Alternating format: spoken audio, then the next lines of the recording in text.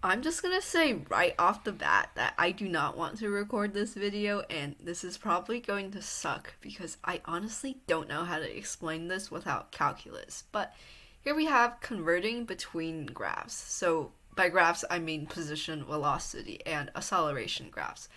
Anyway, so right here we have a website where you can visualize like how a change in one of these graphs will make a change in another graph, and hopefully this will be in the description or something.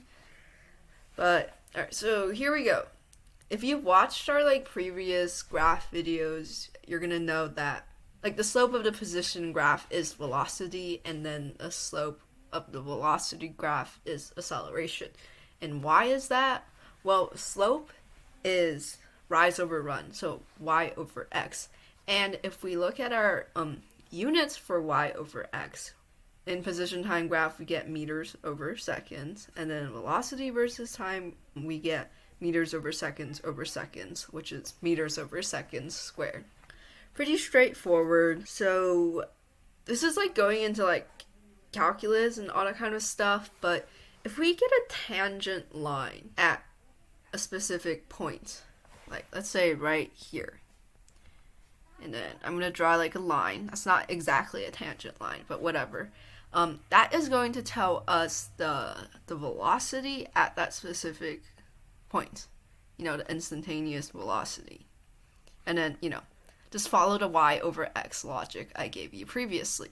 And this works for velocity versus time graphs as well. I mean, in this case we have like all straight lines. So if I took one here, it would just follow along this green line. And then for acceleration, like in physics, you're not going to have like the rate of acceleration or whatever. So like that doesn't really matter, but this is just here to help you visualize like the slope from velocity versus time in order to get acceleration. And then one of the most important things that you have to know is when the tangent line is horizontal, like at this point, then velocity is going to be 0. And if we look at where this lines up, like it lines up right here, and at this point it says velocity is 0. And then the same thing with, sharp points. If we go over here, we can see that acceleration is 0. Alright, so for graphs of like straight lines, like our velocity versus time graph here, it's pretty easy to like get the slope at specific points. Like this one is basically, that's just saying that it's -3, which makes a lot of sense, right? And then from this segment here, let me change colors for this stuff. It's going to be +3 from what we can see here.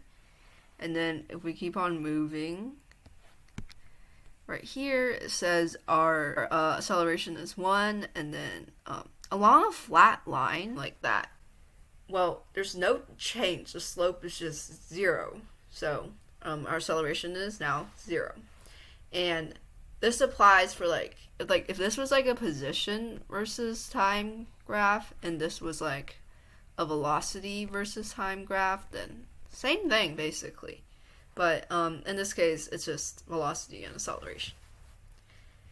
And then in case we have like curved lines like this, it gets a little bit more complicated. But you can think about it like, here, let me zoom in. I mean, that's not a really good like parabola, but here, let me draw like something new. Assume that's our position versus time graph. Like right here, the slope is pretty steep, right? And it slowly and slowly and slowly gets less steep. Like this is just basically this part, but magnified. All right. And then from here, if we look at the number, it starts at 1 and it starts getting less and less and less, right? From here, and then we reach 0, right? And then the slope starts becoming more and more and more negative. All right.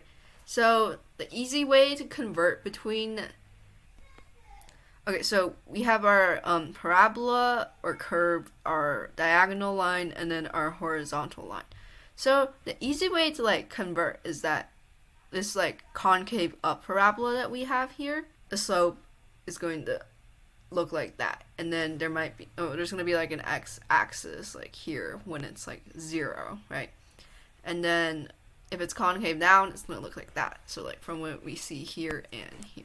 And then if we just have like a straight diagonal line, then whatever this slope is, let's say that the slope is 1, then we're just going to draw like a straight line at 1. So right here and right here. We have an example of that. And that basically just sums it up. How to convert between these two graphs.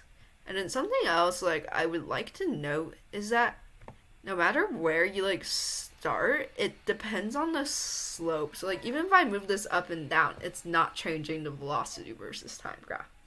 And that's about it. See you guys next time.